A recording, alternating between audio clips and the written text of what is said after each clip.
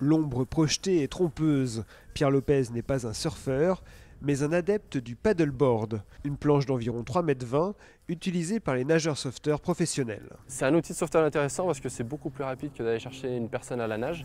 Donc ça permet d'arriver très rapidement sur une victime. Sur les paddleboards utilisés sur les plages, on peut mettre la victime sur l'avant de la planche et de revenir à la rame avec la victime.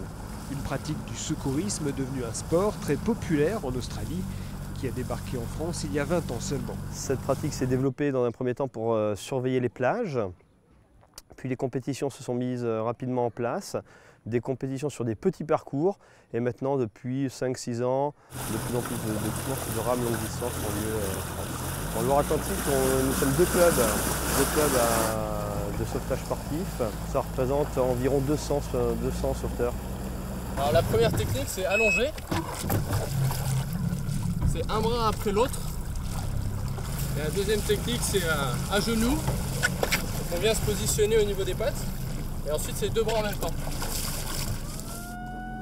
Un sport techniquement assez simple, mais très physique.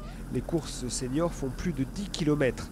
Les distances sont plus courtes pour les catégories jeunes. On peut commencer le paddleboard dès 7-8 ans. Le premier qui arrive à la bouée blanche, c'est ça ?